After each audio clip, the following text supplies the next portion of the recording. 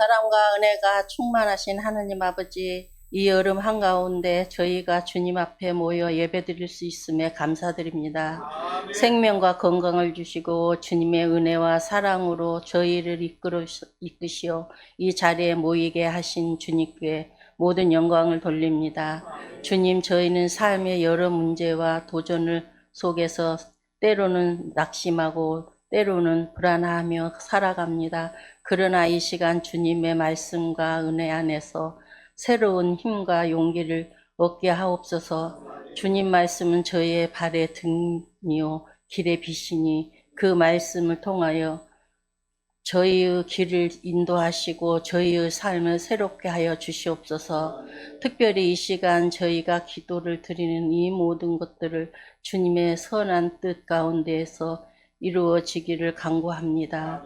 세상의 불의와 혼란 속에서도 주님은 정의와 평화와 이 땅에 임하게 하시고 어려운 속에 있는 이웃들에게 주님의 위로와 도움이 닿게 하여 주시옵소서. 질병으로 고통받는 자들을 주님께서 치유하시고 경제적인 어려움 속에 있는 이들에게 주님 풍성한 공급이 있게 하시어 관계의 갈등 속에서 있는 자들에게 화해와 사랑이 가득하게 하옵소서. 주님, 우리 교회를 위하여 기도드립니다.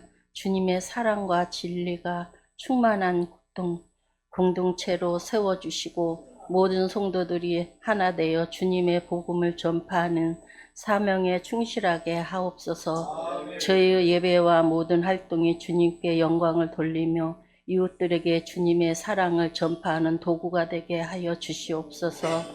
이 무더운 여름 속에서도 저희 지켜주시고 주님의 은혜 가운데에서 성경학교를 시작하고 마칠 수 있게 해주심을 감사드립니다. 저희 택하신 족속이요 왕같은 제사장들이요 거룩한 나라요 그의 소유가 된 백성이니 이는 너희를 어두운 데에서 불러내어 그의 귀한 빛에 들어가게 하신 이와 아름다운 덕을 선포하게 하려 하심이라. 베드로전서 2장 9절 말씀처럼 우리 연약하지만 우리가 교회의 사명을 감당할 수 있도록 이끌어 주시는 최고 코치 예수님 만나는 시간이 되기를 바랍니다. 하나님, 성경학교에 참여하는 모든 아이들과 함께 알게 모르게 협력한 공동체들에게 주의 손길로 보호하여 주시옵소서. 이 시간 주님 말씀 전하시는 목사님께 성령 충만함을 더하여 주시고 그 말씀 듣는 저희 모두가 주님의 뜻을 길이 깨달아 순종하는 삶을 살아가게 하옵소서. 또한 주님의 나라의 의를 구하는 모든 이들이 기도가 주님께 상달되게 하시며 주님의 뜻이 온전히 이루어지게 하옵소서. 이 모든 기도를 주 예수 그리스도 이름으로 기도 간절히 드립니다. 아멘. 이 시간 함께 나눌 말씀은 요한복음 21장입니다. 요한복음 21장 1절에서 19절까지의 말씀입니다.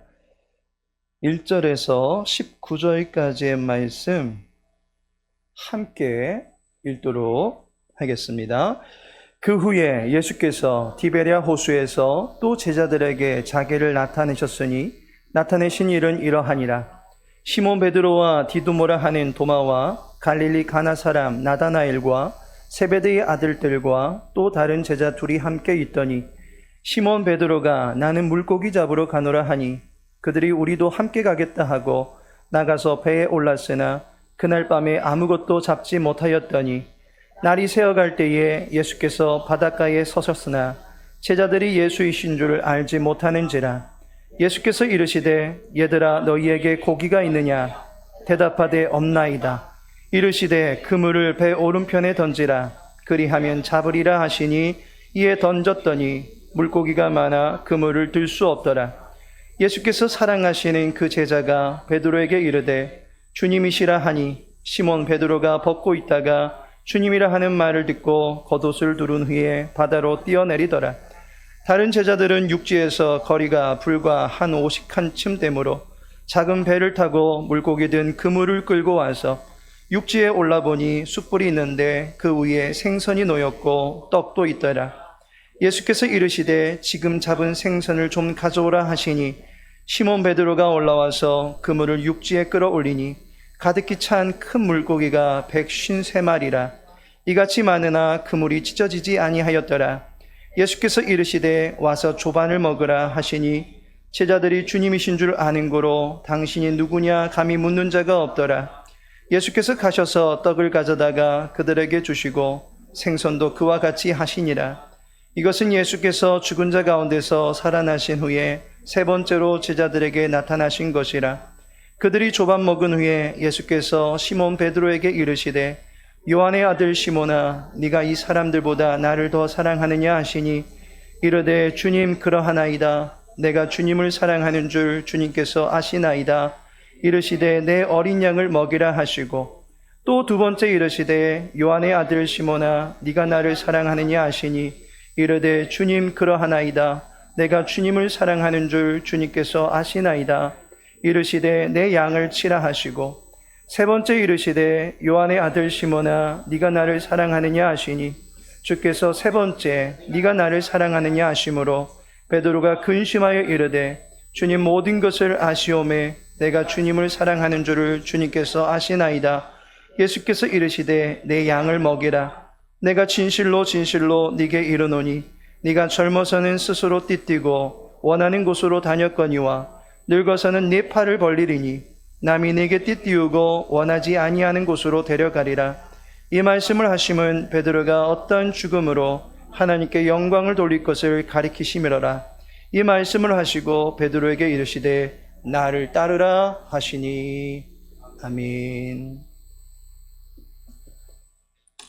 본문의 말씀 통해서 최고의 코칭 세 가지라는 제목으로 말씀 나누고자 합니다. 영상 한 편 보도록 하겠습니다. Clayton Kershaw with a record of 6-2, 1-0 against the Rockies this year. 11-5 lifetime extra base hit games back-to-back against San Francisco. Takes a high curveball that dips into the strike zone for strike three. San Francisco swings at the first pitch, lifts it to right center, very playable, drifting over his Van Slyke and makes the catch. And there's one out to go. One miserable, measly 0-2. He's done it.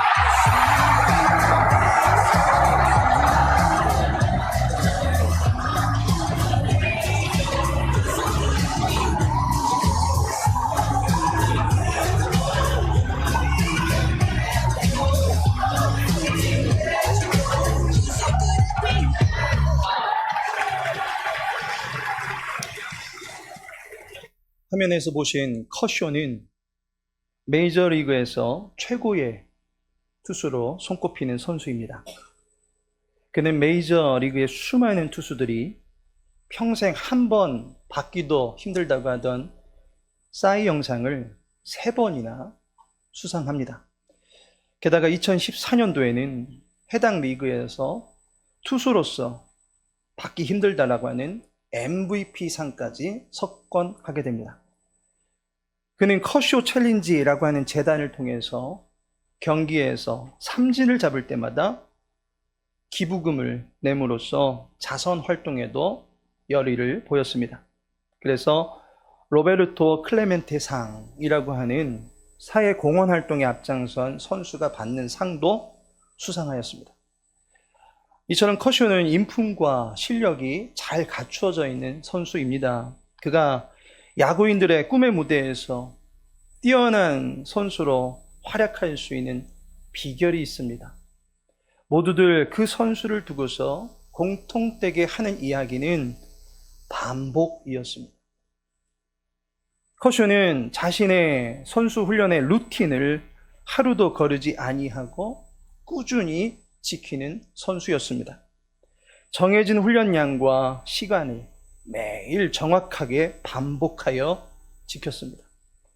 주변 선수들은 그러한 커쇼의 꾸준함과 성실함을 두고 존경을 표합니다. 그와 함께한 다저스의 감독들은 커쇼 선수를 가리켜서 하나같이 세상에서 가장 꾸준하게 훈련하는 선수다라고 극찬합니다. 커쇼를 비롯한 모든 선수들의 실력은 반복된 훈련에서부터 비롯됩니다. 왜 야구 선수들이 매일 글러브를 손에 끼고 야구 배트를 힘있게 두들기고 운동을 하루도 거르지 않고 하겠습니까? 반복된 훈련이 곧 실력이 되기 때문입니다. 절권도의 창시자인 이소룡을 잘 아실 것입니다. 그가 20세기의 전설로 불려지는 무술가로 남아 있습니다. 그 이소룡이 말하기를 만 가지 무술 기술을 할 줄 아는 상대는 두렵지 않습니다. 도리어 하나의 기술을 10,000번 연습한 상대를 만나는 것을 두려워할 뿐입니다. 라고 합니다. 10,000가지 기술이 있다라고 하는 것을 알고 그 기술들을 신용만 하면 무엇합니까? 그 중에 한 가지도 자기의 것으로 체화하여 갖추어낸 실력이 없으면 무용지물인 것입니다. 하나라도 꾸준한 반복을 통해서 그의 실력으로 삼은 것만이 그의 생각이 되고 그의 삶이 되는 것이 바로 우리의 신앙생활에 전투력을 갖추는 것과 같다라고 볼 수 있는 것입니다. 우리에게는 반복된 훈련이 중요합니다. 본문에서 예수님도 반복하여 우리를 훈련시키는 코치로 등장하시는 것을 보게 됩니다.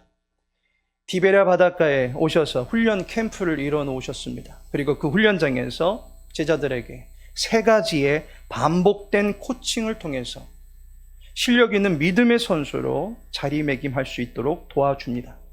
선수는 1승을 얻는 시합을 위해서 실력을 쌓아갑니다.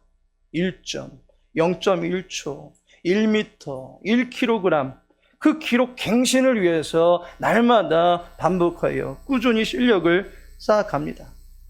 어쩌면 그의 일신상에 그 어떤 위해도 미치지 않는 오직 명예만을 위한 그 기록을 위하여 반복된 훈련을 해나가고 있는 것이 선수들입니다. 하지만 믿음의 선수는 구원과 유기 또는 생명과 사망 또는 순종과 불순종 상급과 책망으로 판이한 성격으로 갈려지는 그러한 삶의 지경에 놓여질 수 있기 때문에 믿음의 선한 싸움을 위해서 의의 훈련을 계속해서 해나갈 수 있어야 하는 것입니다. 본문은 믿음의 사람에게 반복이 얼마나 중요한가라고 하는 진리를 가르쳐주고 있습니다. 반복된 코칭을 통해서 주님은 이 시대의 교회가 어떠한 교회가 되기를 바라시는지 본문을 통해서 알게 됩니다. 반복된 3가지의 이 코칭을 통해서 교회가 얻게 되는 효과가 무엇입니까? 첫째로 주님은 다시 나타나심을 통해서 온 교회는 부활 중심의 신앙으로 서라고 가르치시는 것입니다. 1절에 보시면 그 후에 예수께서 디베랴 바다에서 또 제자들에게 자기를 나타내셨으니 보이십니까? 또 나타내셨습니다. 살아난 거 한 번 봤으면 됐지가 아닙니다. 또 나타나셨습니다. 왜 그렇습니까? 반복하여 훈련시키면서 그 부활의 진리를 체화시키기 위해서입니다. 다시 사신 주님께서 언제든 제자들과 함께 하실 수 있습니다. 교회는 살아서 함께 하시는 주님의 부활을 반복하여 가르치고 믿을 수 있도록 해주어야 하는 것입니다. 부활은 기독교의 생명입니다. 부활은 모든 신자들의 소망이 되는 것입니다. 고린도전서 15장 14절에 보니 그리스도께서 만일 다시 살아나지 못하셨으면 우리가 전파하는 것도 헛것이요 또 너희 믿음도 헛것이며, 교회는 부활을 잃어버리면 이 땅에 존재할 필요가 없습니다. 성도님들을 교회로 모이라고 하는 이 공동체로 얼검할 필요가 없습니다. 다시 사신 분이 없는데 역사의 뒤안길로 모두 사라져버렸는데 과거를 회상하고 과거의 화려함에 메인받아 살아갈 필요가 무엇이 있겠습니까? 지금 내게 주어진 오늘의 삶에 우리는 그저 최선을 다하며 살아가면 그만입니다.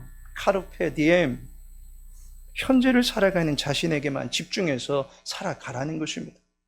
우리의 시공간이 현재로서 끝이 나는 것이기 때문에 이 시대에 몰입해서 살아가면 그것으로 족하다라고 하는 것입니다. 그런데 부활이 있으면 어떻게 됩니까? 부활이 있으면 우리는 현재 속에서 살아가는 것이 아니라 주 앞에서 살아가는 것입니다. 우리의 무대는 시간이 아니라 하나님 앞에서라고 하는 영원의 무대로 옮겨지게 되는 것입니다. 부활하신 주님께서 심판날에만 다시 찾아오시는 것이 아니라 지금도 살아계셔서 우리와 함께하고 계심을 믿으시기 바랍니다. 따라서 주님과 함께 주님에 의하여 주님 때문에 오늘을 살아가는 것이 교회의 삶이 되는 것입니다. 예배 왜 드립니까? 주님 때문에 드리는 것입니다. 교회 봉사 왜 합니까? 주님 때문에 하는 것입니다. 말씀은 왜 배우십니까? 주님 더 깊이 알고 싶고 주님의 말씀으로 은혜 주신다라고 약속하셨기 때문입니다. 주님은 지금도 우리와 함께 하십니다.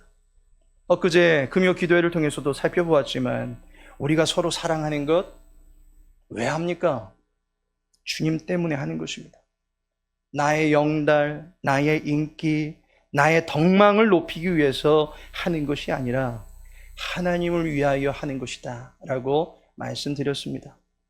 지금 우리의 선행과 구제와 봉사와 최선의 삶, 그 모든 것이 살아계신 하나님께서 받으시는 거룩한 제사가 되기 때문에 주 앞에 드리는 것입니다. 교회는 부활하신 주님을 늘 인정해야 합니다.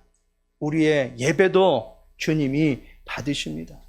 우리의 헌신도 주님께서 계수하십니다.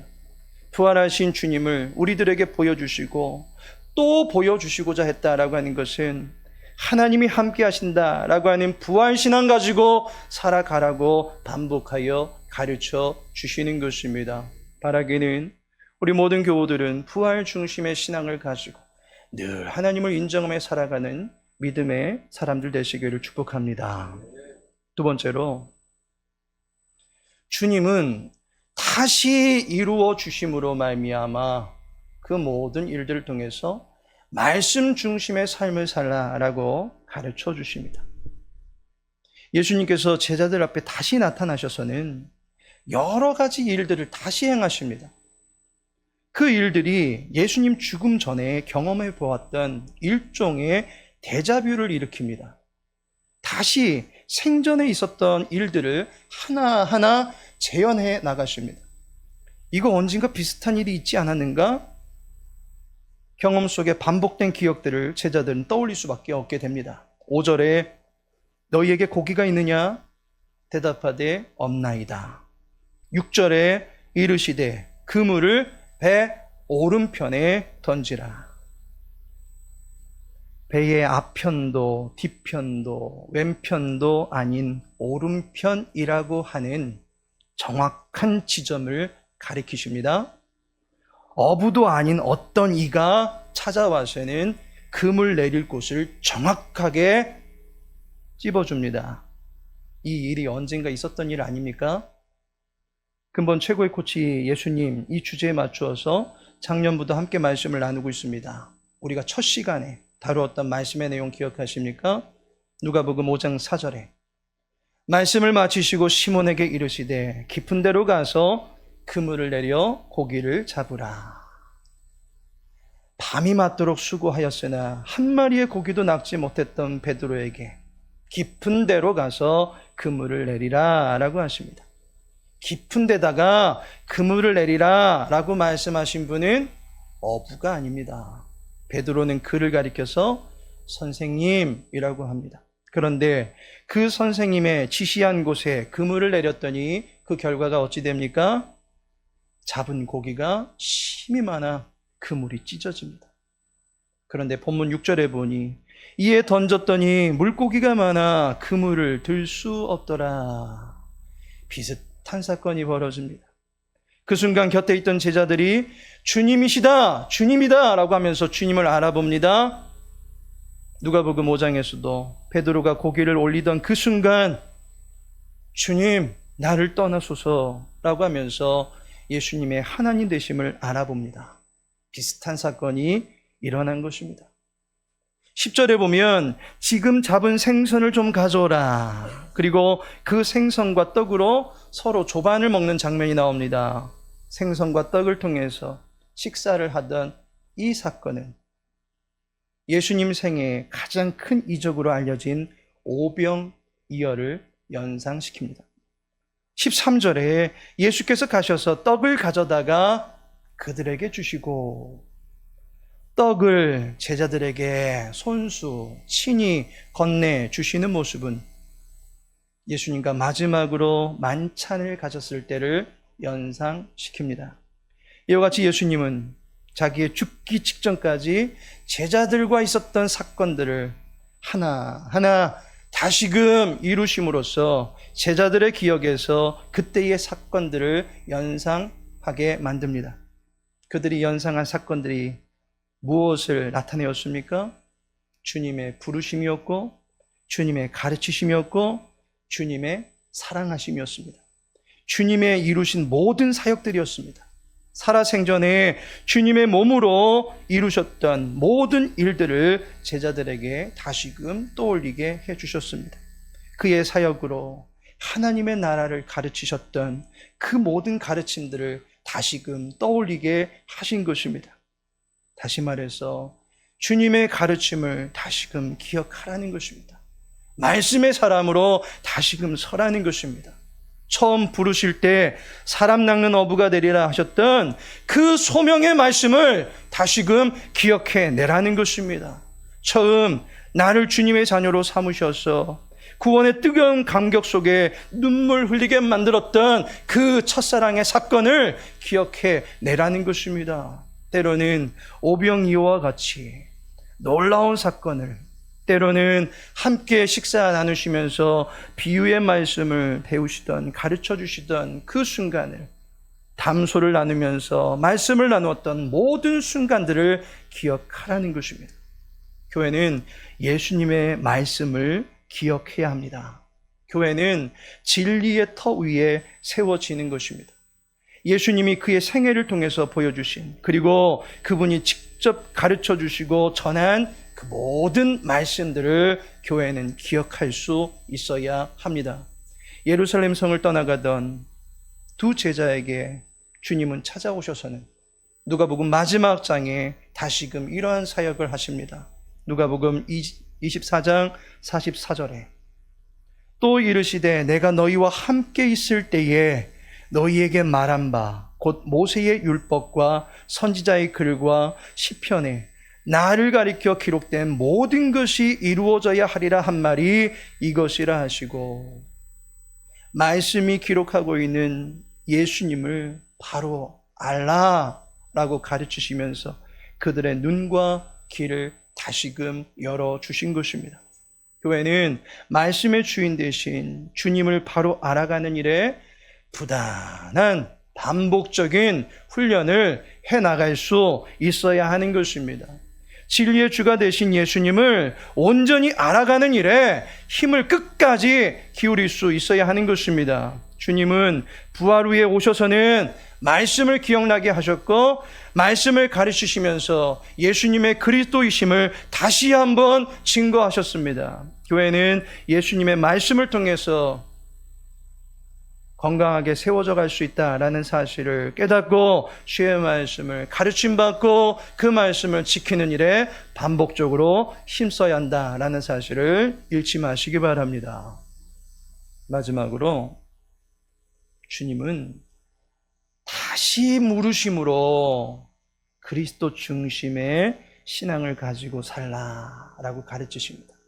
본문 15절에 보시면 그들이 조반 먹은 후에 예수께서 시몬 베드로에게 이르시되 요한의 아들 시몬아 네가 이 사람들보다 나를 더 사랑하느냐 하시니 이르되 주님 그러하나이다. 내가 주님을 사랑하는 줄 주님께서 아시나이다. 이르시되 내 어린 양을 먹이라 하시고. 예수님께서 베드로에게 물으십니다. 네가 이 사람들보다 나를 더 사랑하느냐? 여기서 이 사람들이라는 말은 원문을 보시면 이것들이라는 말입니다. 이것들은 사람들만 지칭하는 말은 아닙니다. 그리고 하나만 가리키는 말이 아닙니다.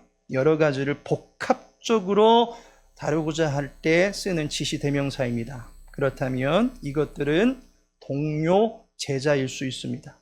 제자들, 곧 사람을 가리키는 것이라면 그 가운데는 베드로 자신도 포함될 것입니다. 따라서 이것들은 자신의 생활과 생명일 수 있습니다. 생명을 돌보는 것들이기에 먹는 것일 수도 있습니다. 그것은 배와 그물일 수도 있습니다. 그것들은 그물질을 통해서 얻게 되는 수많은 유익들일 수도 있습니다. 또한 가족과 모든 미래를 꾸려갈 수 있는 힘과 능력일 수도 있습니다. 그런데 주님은 그 모든 것들보다 나를 더 사랑하는가? 라는 질문을 던지신 것입니다. 그러자 베드로가 답합니다. 주님, 그러하나이다. 내가 주님을 사랑하는 줄 주님께서 아시나이다. 그의 답을 들으신 주님께서 내 어린 양을 먹이라 다시 물으십니다. 대화가 순조롭게 이루어집니다. 그런데 16절에 또 두 번째 이르시되 라고 다시 묻습니다. 그리고 17절에 세 번째 이르시되. 주님은 반복해서 베드로에게 물으시고 답을 들으시고 동일하게 자신의 양을 베드로에게 위임하는 말씀을 내려주십니다. 그와 같은 반복을 통해서 베드로를 훈련시키신 것이 무엇입니까? 주님의 양은 베드로의 능력과 인덕으로 이끄는 것이 아니다 라고 하는 것을 알게 하시는 것입니다. 주님의 양은 주님을 사랑하는 종이 감당하는 것입니다. 주님께 모든 주도권을 내어드린 사람만이 감당할 수 있는 것입니다. 그리스도 중심의 삶의 자리에 서 있는 사람이 그리스도 중심의 삶으로 모든 이들을 이끌어갈 수 있는 것입니다. 교회는 오직 예수님 중심으로 모일 수 있어야 합니다. 그리고 예수님 중심으로 기도하고 순종하고 헌신할 수 있어야 하는 것입니다. 베드로는 늘상 자기가 중심이 되어서 늘 자기가 잘하는 줄 알았습니다. 자기가 주님을 매우 열정적으로 섬기는 제자인 줄 알았습니다. 그 어떤 제자보다도 자신은 최고의 충심을 가지고 주님을 섬기는 줄 알았습니다. 그렇게 자부했습니다. 하지만 예수님이 겟셋마나에서 붙잡히실 때에 다른 제자들은 이불을 손에 쥐고서 도망쳤는데 베드로는 칼을 손에 쥐고 대제사장의 총에 귀를 치기까지 했습니다. 그는 늘 감정이 앞서고 열의가 앞서던 사람입니다. 어쩌면 베드로는 주님을 그 누구보다도 사랑하는 자부심 강한 그러한 사람이었습니다. 그러한 자기의 이 충성심이, 이 충심이 닭 울기 전에 예수님을 3번을 부인하던 비열하면서 완전히 무너져 버렸습니다. 베드로가 상남자입니다. 그의 거친 남성성이 그 순간 완전히 무너져 버렸습니다. 그리고 마가복음 14장 72절에 그 일을 생각하고 울었더라. 그가 울었다라고 하는 것은 감정선이 무너져 버린 것입니다. 자신이 가진 의리의 비장함도 결국에는 허무하게 무너져 버림 속에서 그는 울고 맙니다. 그의 지나온 3년간의 모든 삶이 아무것도 아니었다 라면서 무너져 내린 것입니다. 3년을 곁에서 동고동락을 해도, 그래서 수장의 제자라는 암묵적인 위치에 올라 있었을지라도 나는 이런 사람이야 라고 하는 것만을 내세우다가 결국에는 와르르 무너져 버렸습니다. 그런데 주님이 그런 베드로에게 반복적으로 사랑하느냐라고 물으십니다. 그 순간 베드로가 알았습니다. 내가 입술로 번드르하게 말하는 것이 중요한 것이 아닙니다. 말을 유창하게 하고 화려하게 하고 그럴듯하게 한다 할지라도 사기꾼이 있는 법입니다. 베드로는 말합니다. 주님, 모든 것을 아시오매 내가 주님을 사랑하는 줄을 주님께서 아시나이다. 내 중심의 모든 것은 이미 주님께서 아십니다. 주님이 모든 것을 아십니다. 베드로는 그렇게 주님의 전지성을 고백하는 것입니다. 주님의 하나님됨을 다시 한번 그가 인정하고 고백합니다. 주님께서 모든 것을 아실 텐데 제가 주님을 사랑합니다 라는 고백을 올려드립니다. 모든 것을 아시는 주님이 제 마음의 진위 여부를 다 아실 겁니다. 제 입술의 말과 제 결정보다 주님의 판단이 더 옳으십니다 라고 고백하고 있는 것입니다. 모든 것을 주님께 맡긴 것입니다. 아무리 내가 주님 끝까지 따르겠습니다 라고 해도 주님께서 너는 나를 부인할 것이다 라고 말씀하시면 그 말씀이 맞습니다. 아무리 내가 주님을 나를 떠나십시오, 나는 죄인입니다 라고 한다 할지라도 주님께서 너는 베드로다, 너는 반석이다 라고 말씀하시면 그 말씀이 맞습니다. 베드로는 주님 중심으로 모든 것을 바라보고 받아들이며 살기로 한 것입니다. 그러하기에 주님께서 그의 고백을 받으신 것입니다. 주님의 일은 누가 합니까? 예수님이 그리스도이신 것과 그가 하나님의 아들이심을 믿는 자가 감당할 수 있는 것입니다. 우리는 교회의 머리는 예수님이십니다 라는 사실을 인정하고 고백할 수 있어야 합니다. 예수님이 그리스도시요 살아계신 하나님의 아들이심을 이 땅의 모든 교회들은 결코 잊지 말아야 할 것입니다. 전능하사 천지를 만드신 하나님 아버지를 내가 믿사오며 함께 고백합니다. 그의 아들 우리 주 예수 그리스도를 믿사오니. 교회는 반복해야 합니다. 예수님이 하나님의 아들로서 모든 것을 아시고 모든 것을 다스리시는 분이심을 계속해서 고백할 수 있어야 하는 것입니다. 그러할 때 건강한 교회로 주님께서 세워주시는 것입니다.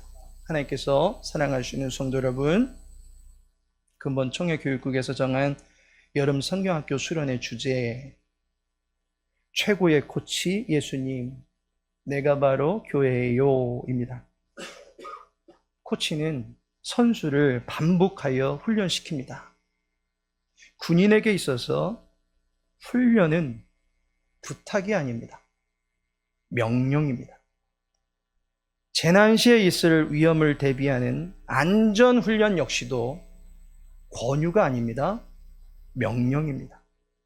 훈련은 권유나 부탁에 의해서 훈련받는 자를 훈련받는 자리에 모셔다가 놓고서 훈련시키는 것이 아닙니다. 제자는 오직 예수님의 명령에 의해서만 움직이는 것입니다. 그 움직임에 안전과 생명이 좌우되고 믿음의 실력이 길러지게 되는 것입니다. 던지라, 예. 가져오라, 예. 먹이라, 예. 이와 같이 예수님의 명령에 순종하는 자는 주님의 초대를 받을 것입니다. 나를 따르라, 예 하며 주님을 선봉잡으로 모시고 따르는 모든 사람들이 교회입니다. 교회의 머리가 되시는 주님의 말씀에 언제든 순종하며 따르는 저와 여러분이 하나님께서 영원토록 지키시고 함께 하시는 교회다라는 사실을 믿으시기 바랍니다. 우리 함께 고백하겠습니다. 내가 교회입니다. 우리가 교회입니다. 최고의 코치 예수님이 지도하시고 다스리시는 최고의 교회가 바로 저와 여러분 그리고 우리 광명 장성교회임을 믿으시기 바랍니다. 지금은 성자 예수 그리스도의 은혜와 성부 하나님의 크신 사랑과 성령 하나님의 내주교통 인도 이루하심이 최고의 코치 예수님으로 인하여 최고의 교회로 서가는 주의 권속들 위에 이제로부터 영원토록 함께 있을지어다. 아멘.